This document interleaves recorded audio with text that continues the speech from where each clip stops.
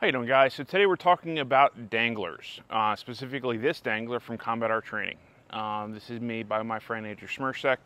He makes amazing gear, and we're going to go over different specs, get you a look inside how it's organized, and also go over the reasons why I'm switching from the SOE FUPA to this for my main kit, and differences between the two and why. Coming right at you.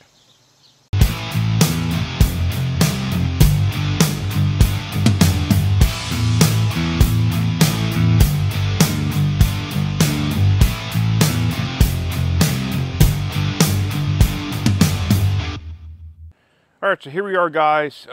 This is the Combat Art Training dangler, medical dangler. This is the SOE FUPA dangler, so I'm going to put this to the side for a minute, and we're going to go over this here. So as you can see, they're set up very similarly. I have a tendency to want to mirror my gear. I have a video on that. The idea being that I don't have to think about it when I go to grab something. It's the same from kit to kit to kit to kit. So this here was built, like I said, by my friend Andrew Smersek from Combat Art Training. He builds amazing gear. I featured his other stuff on the channel before. And this thing is great. So like the FUPA, it's got a zippered front pouch. Inside this front pouch, I generally keep gloves. Also, generally you'll see a pair of shears in that pocket there. This here is a rescue me. This is for getting people out of their clothing or breaking glass on a vehicle. These things are small. They take up no room, no weight. They're invaluable in my opinion. If I was running and gunning or moving, I would have this tucked into the pocket. That way it couldn't get just ripped off. On the bottom of the gear is something that Andrew does for all of his stuff. There's a set of shock cord there, and I have a tourniquet there staged ready to go that I could deploy if need be. All of his gear comes with that. On the back of the kit, you get this flap of Velcro. Now, if you'll notice on the front here and on the back, you can see it. You see these stitch lines. And the idea of the stitch lines is that you can cut that to size depending on what you want to do with this piece of kit. For me, I want to be able to put it under the cummerbund of my plate carrier or run it on a back Velcro panel from a chest rig. So I'll be keeping it full size, but you can do what you need to do with it. That's why he sized it the way he did. I believe he also designed it in such a way that if you wanted to, you could roll this up and you could use it as a pass-through for a belt. So that's the exterior of the kit. We're going to get in a little closer in a little bit of a different shot and show you basically how I would deploy the kit. Coming right up. So here you go, guys. This is the fanny pack, or sorry, the dangler exposed and dropped open. So inside the dangler, you have a wall of Velcro on either side. I'm going to remove this piece right here. So you have a wall of Velcro here, you have a wall of Velcro here.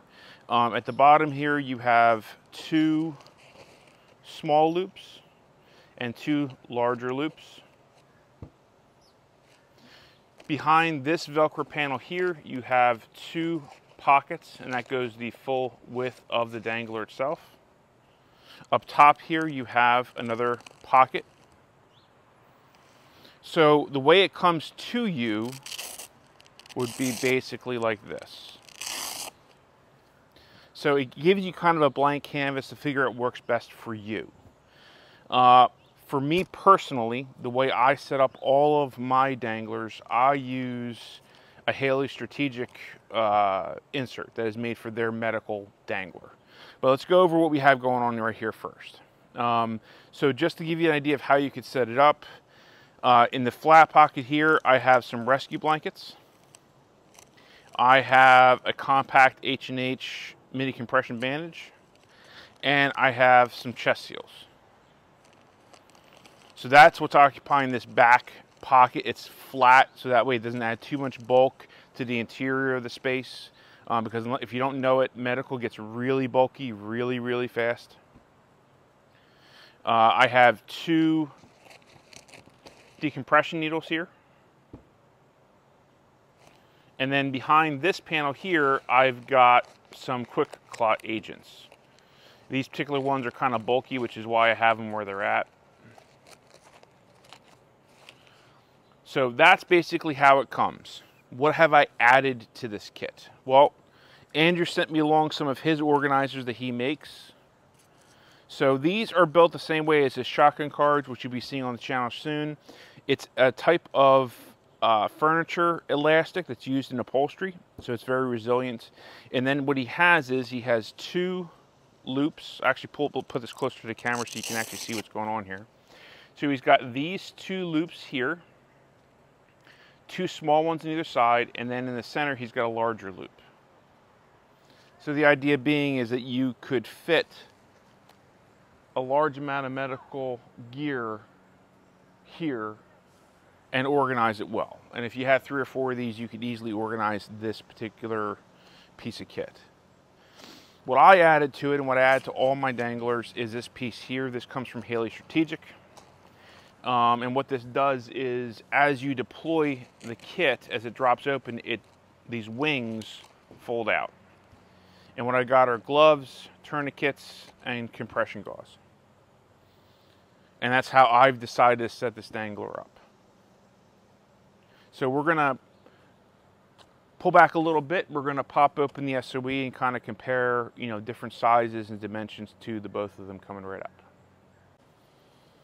All right, so here you have the SOE FUPA dangler and Andrew's medical dangler.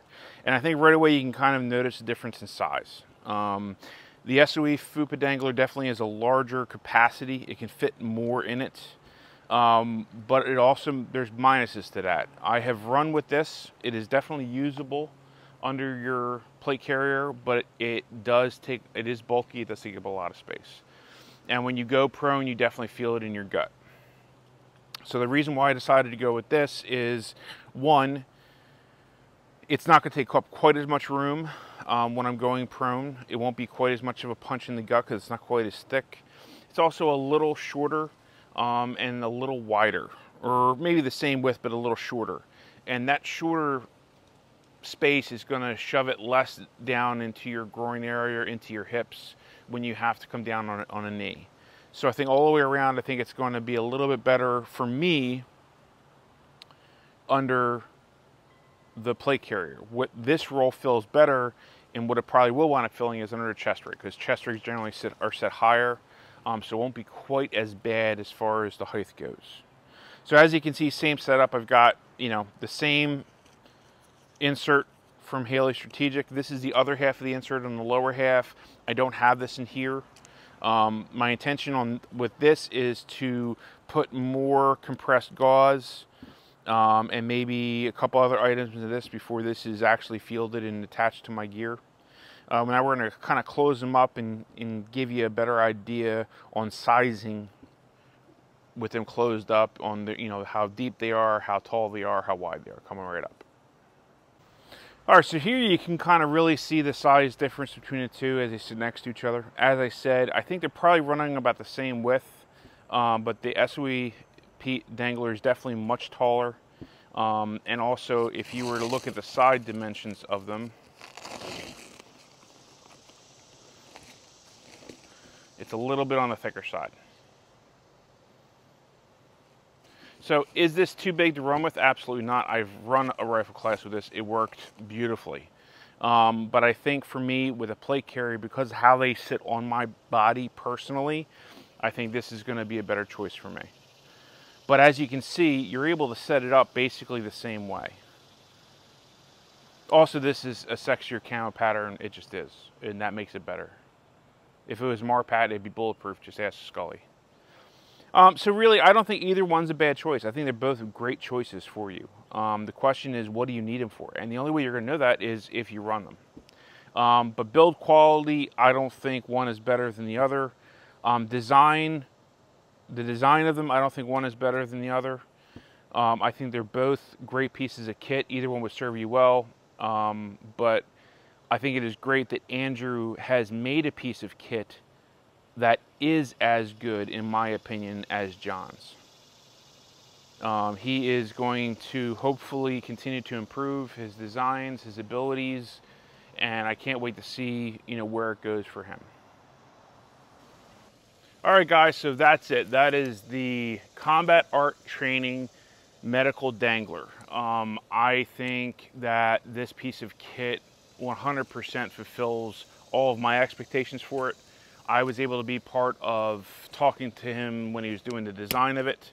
I have also been on phone calls with him talking about the future of this cut, making it into different things, different pieces of nylon gear for your medical in your vehicle, on your plate carrier. Andrew is an inspiring guy to watch. I really strongly suggest you check him out. He has a YouTube channel that'll be linked below. His website is linked below. And besides making badass nylon gear, he's a hell of an instructor. So he's running classes out of Aries facility down in Florida. That's all on his website, easily found.